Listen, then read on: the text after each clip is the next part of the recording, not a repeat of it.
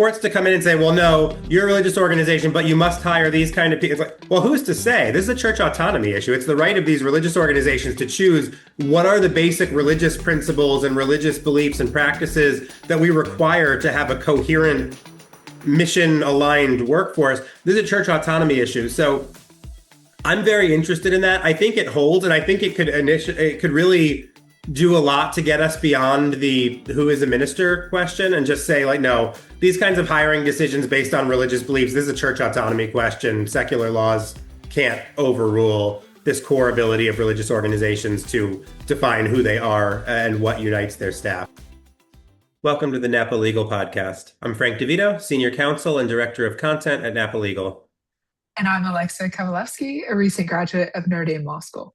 Thank you for joining us for another episode of the Napa Legal Podcast. As always, if you enjoy the content that we're putting out, we'd appreciate it if you support the work we're doing. You can like and subscribe to this podcast and channel on YouTube, Spotify, or wherever you're listening from. If you want to support us financially or learn more about what we're up to at the Napa Legal Institute, you can go to www.napalegalinstitute.org. So this week, we actually found some really interesting cases that we're going to try to contain ourselves and keep to our normal time, but there's some really good stuff here. So we're going to start with a religious freedom issue that's been ongoing, but we thought it was time to cover it again as it hits to the Seventh Circuit. This is an Illinois non-discrimination law case. Then we'll go to California and deal with some fascinating stuff having to do with their childcare licensing laws and the religious rights of parents. And then we will end with a lawsuit against the USDA, the Department of Agriculture, alleging an Establishment Clause violation, which I will probably just use as a jumping off point to talk about what a mess I think the current Establishment Clause jurisprudence is. So, all right, a lot to cover. Without further ado, let's jump into the first one. So this is a case involving the Diocese, the Catholic Diocese of Springfield, Illinois, and a pregnancy care center in Rockford. They filed a lawsuit regarding a state law that has basically expanded the non-discrimination laws. You know, we've been concerned about this for quite some time, that the list of protected classes against whom you may not discriminate seems to grow longer and more complicated or convoluted. And so the protected classes now are, I don't really understand how it's fitted in, but a protected characteristic under the Illinois non-discrimination laws now is reproductive health decisions. So it has nothing to do with your skin color or your sex or your religion or your ethnicity or anything like this. It is about your reproductive health decisions. Now, apparently that is a protected characteristic, as I suppose you can't say class under the Illinois Human Rights Act. So the problem, and why we're talking about it here, is that this law now requires employers, including ministries that do pro-life work, to hire and retain employees who might violate the ministry's core religious belief, right? By obtaining abortions, by using contraception, IVF, sterilization. And it's not just protecting the practice of employees, but the law also requires ministries to off for obtaining an abortion, to extend equal benefits to employees who do have abortions. And then even further, depending on how you read the law, ministries and churches are very concerned that it seems that those ministries may no longer actually teach among their employees that abortion, for example, kills an innocent child, is unjustified, is sinful, is morally problematic.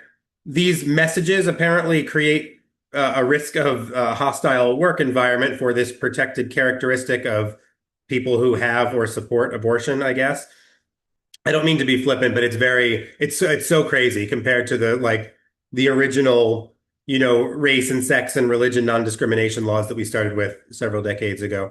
And further, a final point on the facts here. The ministries apparently need to post the state's notice about non-discrimination, telling employees that they may make these reproductive decisions as a matter of state law, even though those reproductive decisions, quote unquote, are at the heart of what these ministries are fighting to oppose and end. So, not surprisingly and necessarily, the Diocese of Springfield and the pregnancy center in this case, they filed a lawsuit. They chose federal court because there's a federal question on constitutional grounds, seeking a preliminary injunction. The argument was, I'll read from their complaint. The law violates these organizations' freedom of expressive association, freedom of speech, and free exercise of religion by, one, compelling the ministries to hire employees whose conduct flouts the ministry's pro-life message and religious beliefs.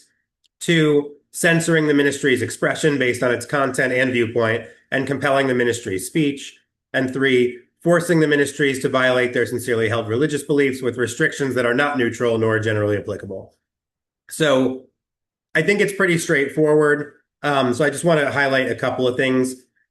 First of all, this is just another example of the growing problem of the clash between religious organizations and a growing and increasingly intrusive secular employment discrimination law regime in quite a number of states. So one thing I just want to make 2 points here. So first of all, on a legal level, these are interesting choices. I think the freedom of expression one, or freedom of association, these are very important because there are really important rights here about these kinds of religious organizations to actually exist. If they have to hire people who are diametrically opposed to what they do, they really can't exist in any meaningful sense.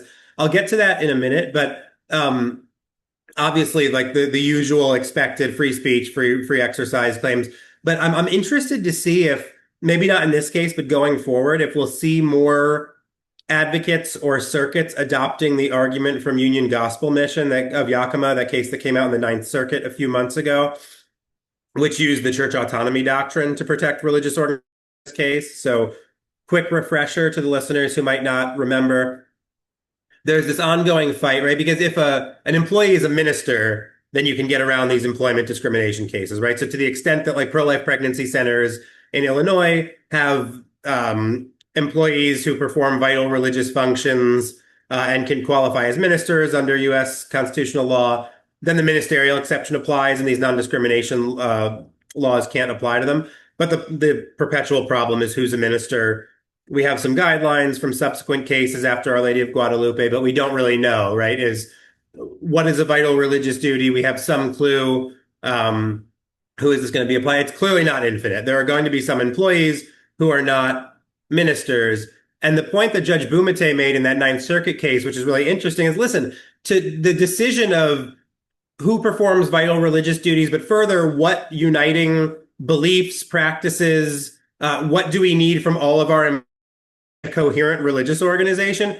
That's a question of religious doctrine. So for the courts to come in and say, well, no, you're a religious organization, but you must hire these kind of people. It's like, well, who's to say? This is a church autonomy issue. It's the right of these religious organizations to choose what are the basic religious principles and religious beliefs and practices that we require to have a coherent mission-aligned workforce. This is a church autonomy issue. So I'm very interested in that. I think it holds, and I think it could really do a lot to get us beyond the who is a minister question and just say, like, no, these kinds of hiring decisions based on religious beliefs, this is a church autonomy question. Secular laws can't overrule this core ability of religious organizations to define who they are and what unites their staff. So Judge Bumate did admit this was a case of first impression. Church autonomy had never quite been applied this way. It's usually limited to like church property and juridical arguments of which bishop or cleric is in charge. So new ground, but I think very plausible, legitimate use of church autonomy.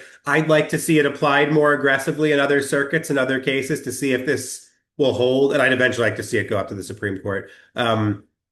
Or what Judge Bumate wrote in the Ninth Circuit. That's the best case. My other point is just on a philosophical level, and I hinted at this. These are really important fights because this isn't really about discrimination on that field where we're giving into the messaging of the secular anti-religious group here.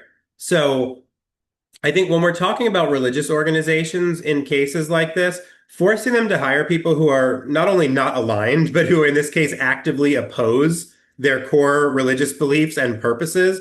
If they have to hire those people, it's impossible for these organizations to actually exist. I think we have to keep pushing that. It is about the existence of these kind of religious and mission aligned groups. If they can't choose who they hire based on the identity that they hold as an organization, they can't do anything.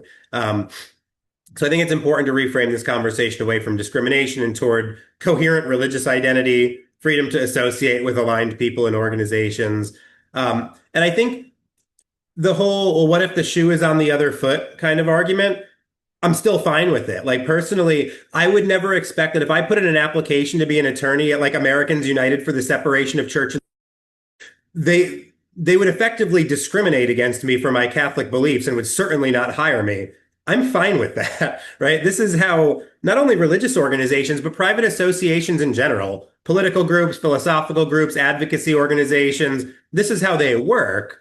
They pick people based on mission alignment because they have a particular purpose, which is not just secular employ. It's different from a secular employer. The purpose is not sell the product, make the money. In that case, there's a better argument that like, yeah, religious and ideological discrimination really is not necessary or appropriate here because it doesn't matter, right? It's not germane to the work. But in these kinds of organizations, which are integral to American society, this is just a completely inappropriate way to apply non-discrimination laws. Like, of course, these organizations discriminate based on ideology, philosophy, religion, and who they hire, and that's necessary to have these kinds of free associations.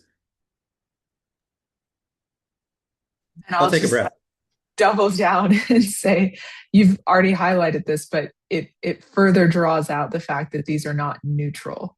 We talk about having the neutral space and the neutral law, generally applicable law. Oh, that's true for anti-discrimination law as well. In this instance, you're seeing it being non-neutrally applied, where it's pretty much non-existent, unnecessary for like a secular group, but it's crucial for any sort of mission aligned group, religious organization, et cetera. So it has a disparate impact, you could say, on those groups than it does on others. And it isn't a neutral choice of the state to essentially target one of those groups and not the other. Yeah, that's a great point. It just came to me as you were saying that, but because in theory, this could be neutrally applied, I would love to see it. Like if a pro-life advocate, right, whose reproductive health decisions include actively opposing abortion as murder and so on, went and applied to a Planned Parenthood, right, to be an employee, how would that work out? Like, could he go work at the Right. Planned Parenthood and say, "You're not allowed to promote abortion. That's, offensive to my reproductive health decisions." You count me skeptical that it would be applied the other way. So that's a really good point. Well, now we can turn to the California childcare case, which might be the most factually interesting of the ones we have today. Also a bit dense, so I'll try to break it down as the case came through the Ninth Circuit, so it's a little clearer to understand. But it requires us starting about 40 years ago, so back to 1984-85, when California passes the Child Daycare Act. This included a lot of regulations for its implementation as well. And important for this case are the regulations that each licensee, that is, any licensed daycare provider, grant children under their care the ability to, quote, be free to attend religious services or activities of his or her choice, end quote. And in addition to that, every authorized representative of the child, which would usually just be their guardian, parent, most likely, right, be made aware of these rights that the child has and be given a copy of the rights and regulations that they sign and date and return to the daycare provider. So it's a pretty intense and detailed scheme that they've granted these, what they're calling child rights, basically. And one of the requirements, among many, that licensed daycare centers have to fulfill to be licensed in the first place. That brings us to the first hiccup in the case, which is that California has no history of implementing this particular regulation against religious daycare centers. So it's on the books, but there isn't a history of them actually essentially going after or prosecuting any particular religious care center for not having done this. That might present a problem to the case that we're talking about today. Fast forward to 2024, where Foothills Christian Ministry, which operates 3 Protestant churches near San Diego, California, wanted to challenge the regulations because they wanted to open a daycare. Hiccup number 2, they have no active daycare. They had a daycare. It was closed in 2021 because it lost its licensure from the state of California for failing to implement COVID regulations or violating COVID regulations. So they had one, it closed, They'd like to reopen their daycare center, but they're taking issue with this particular regulation, this part of the act that we've outlined. So they wanted to reapply for licensure, but they have what they're saying is a religious objection to this portion of the regulation granting children personal rights. And since they don't want to comply with that portion of the regulation, they went ahead and filed a pre-enforcement challenge to the regulation. This included claims about violations of free speech, free exercise, the Establishment Clause, and 14th Amendment due process. So it's quite a lot that they put in their initial complaint to the court on the issue of this regulation. The case itself is called Foothills Christian Ministries versus Johnson. And in May of 2024, a federal district court in California granted California's motion to dismiss on grounds that Foothills had not sufficiently alleged that their proposed conduct of the mandatory religious curriculum prescribed by law was protected by the Constitution in this instance, and that they pointed to no instances where daycare centers or anything similar were punished under the act for teaching a mandatory religious curriculum. So they essentially had a ruling more related to the free exercise and potentially Establishment Clause portion. In August of 2025, the case was up on a 3-judge panel at the Ninth Circuit, and the Ninth Circuit unanimously affirmed the lower court ruling, but in a quite extensive opinion. So the opinion addresses actually each of the claims that Foothills brings, and also the question of standing, which you'll remember was our hiccup number 2 question, because Foothills didn't have an active daycare. Well, hiccup number 3 is the standing question. Do you actually have standing to bring the challenges and the claims that you've made if you aren't doing a daycare? You're not running one. You're not asking parents to sign pieces of paper. You haven't applied for licensure and been denied or something like that. And the court, the Ninth Circuit, decreed that absent a credible threat that Foothills would be prosecuted, they didn't have standing to bring the case because prosecution was too speculative. But that was only a standing issue with relation to that portion.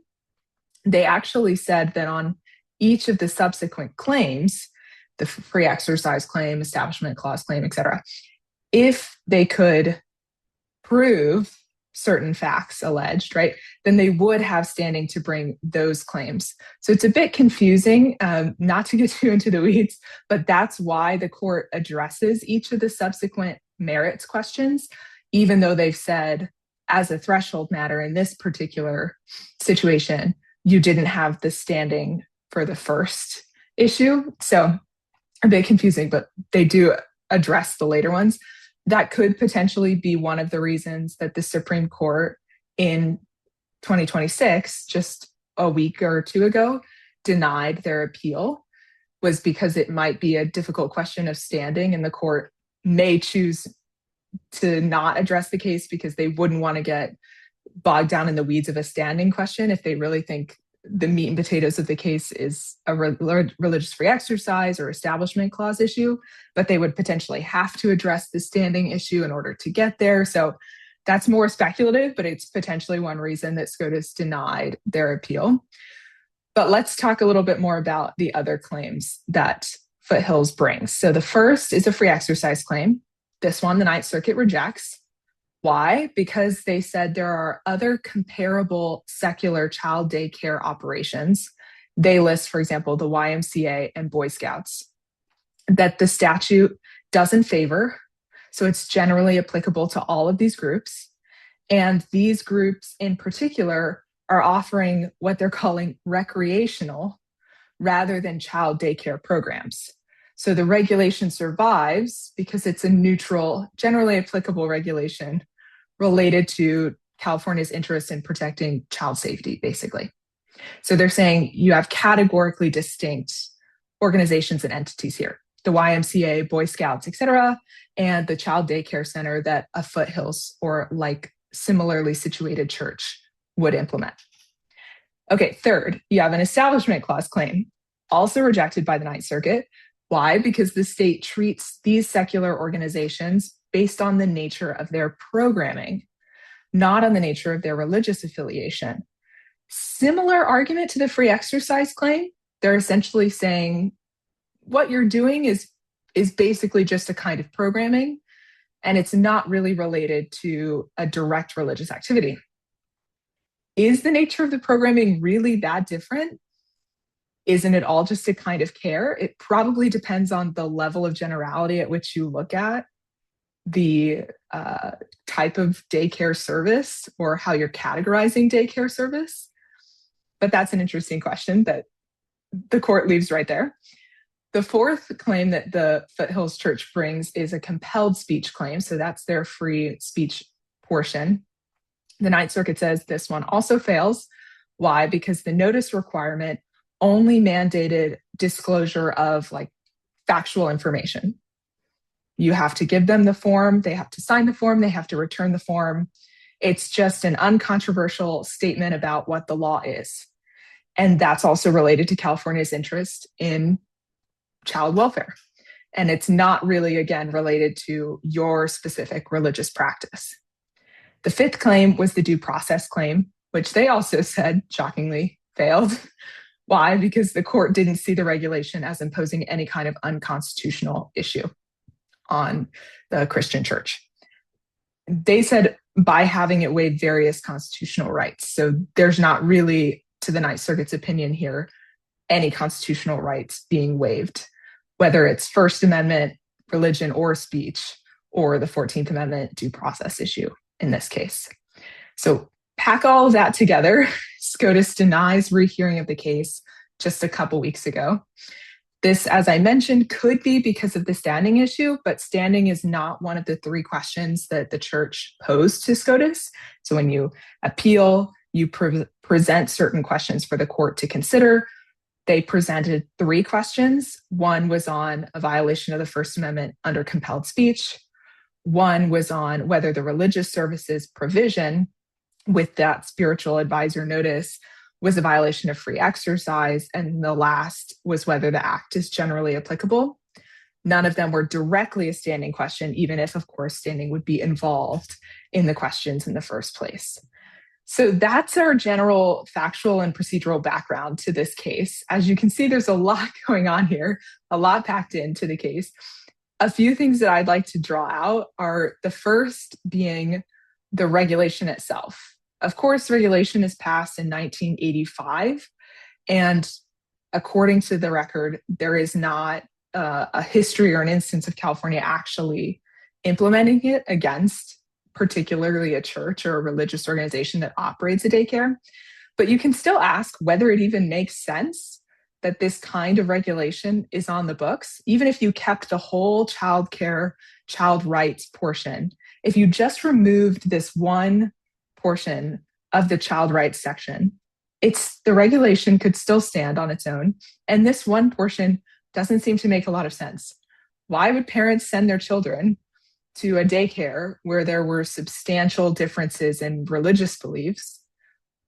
How would the child even know to disagree if not from the parents in the first place, right? So where would the child be kind of independently coming up with this, separate from their parents? Especially when you're thinking daycare level children, you're typically thinking much younger, preschool age children. You're not typically thinking 8th grade, high school age children.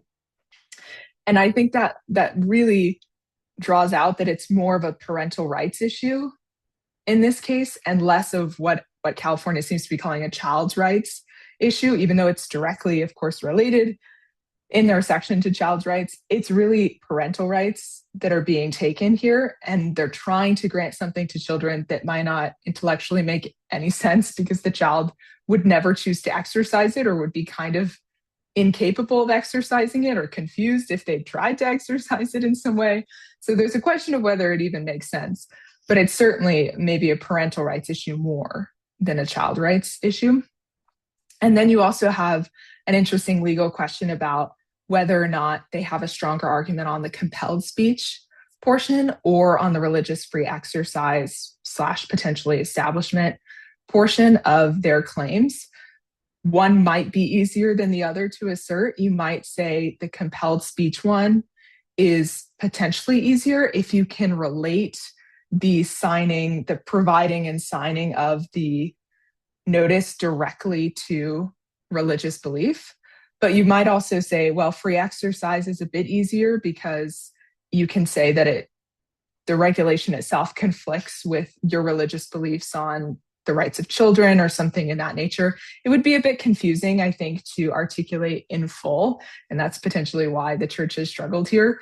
But there are interesting legal questions that it brings up that unfortunately we're sort of just left with what the Ninth Circuit said because SCOTUS denied hearing on the case. Yeah, thanks for the summary. This is frankly, it's a strange kind of confusing law as well as challenge to the law. My threshold point here is we have one particular listener who I know listens closely and is out in the Ninth Circuit. I can't mention who that person is, but I fully expect to get a message and hear your opinions on this particular case because it's a little baffling to me. With that, I'll just add two quick things. First, I think you're right to point out, I think for more than one reason, the argument that this is a neutral, generally applicable law is spurious, at least questionable. Even if you put aside all the secular exemptions, which is itself a problem for general applicability, we have a lot of case law on that. You can't say that this law is generally applicable, but there are a bunch of secular exemptions. That's by definition not generally applicable.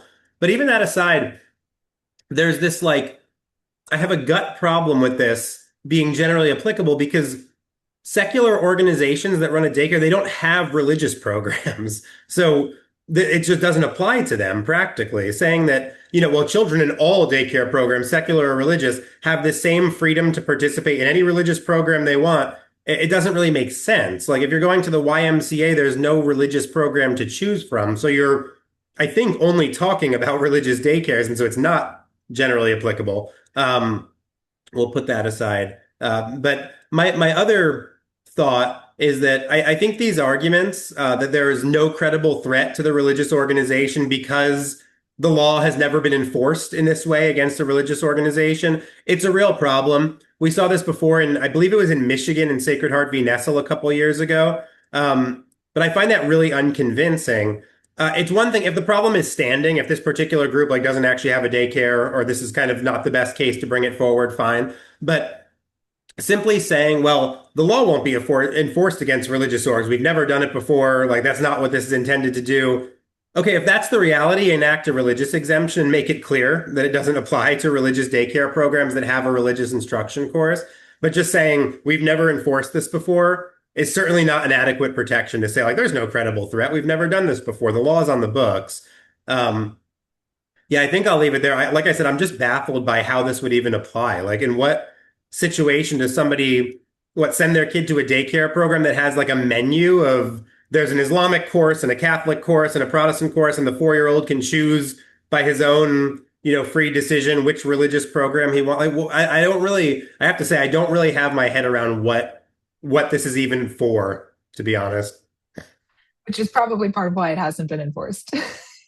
Right. There Nobody knows would what it's struggle to doing. find a real case or a real instance of this actually being implemented in the way that the regulation seems to think it would be, even if you have groups like Foothills that have an issue with just providing a form in and of itself.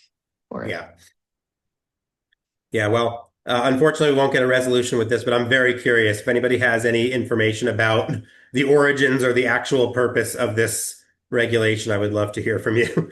And with that, let's go to our last case. This is a USDA, a lawsuit against the U.S. Department of Agriculture over the Easter message sent to federal workers by the Secretary. So this originated, or at least came to a head, when the head of the FDA, that's Secretary Brooke Rollins, sent out an email on Easter that read, I'm going to quote here, "Happy Easter, he is risen indeed. Today we celebrate the greatest story ever told, the foundation of our faith and the abiding hope of all mankind," end quote.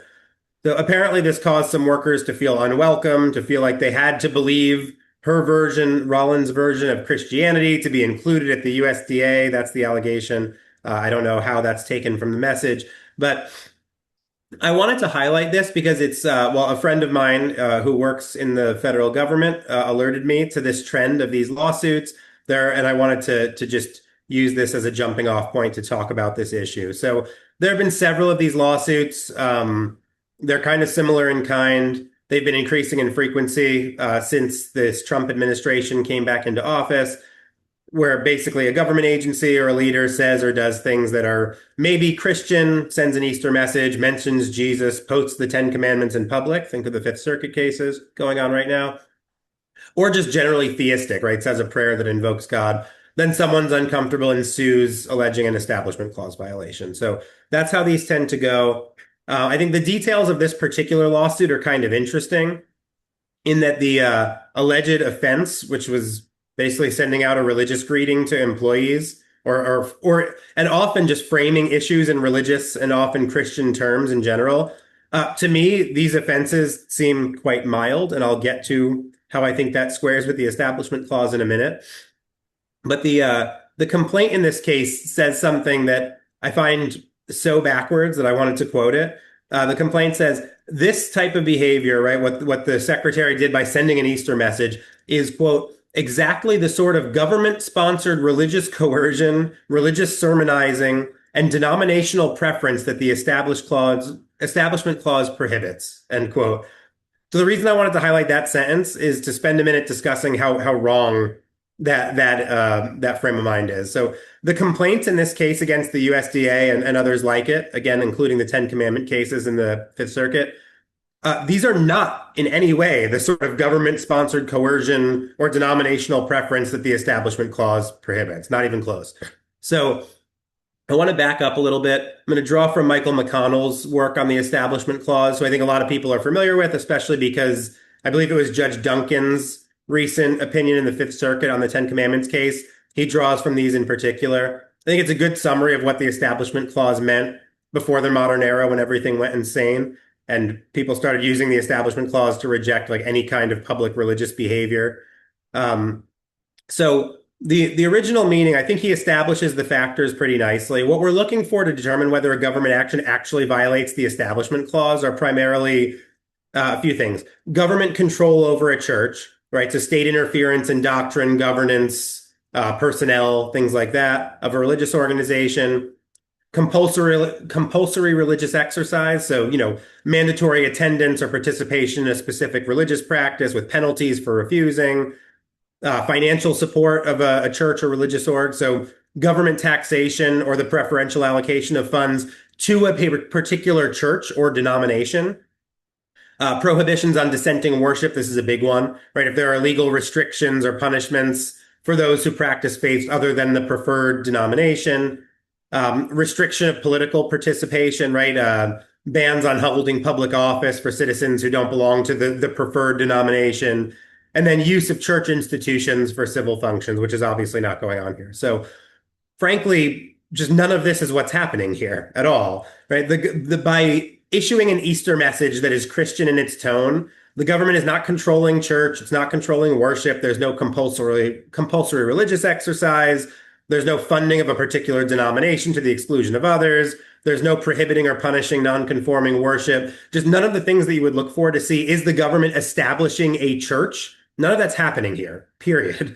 And so this is my regular reminder, which I probably get worked up and do on this podcast like once a month. The Establishment Clause is about establishing a particular church. It's not about government support of generally religious activity, period. So the argument in this complaint that like speaking to employees with Christian language is somehow denominational discrimination is wrong. And I think it's worth pointing out that they're misusing denominational affiliation here. So generally Christian, but non-denominational prayer was never what the Establishment Clause was trying to prevent. It just wasn't, right?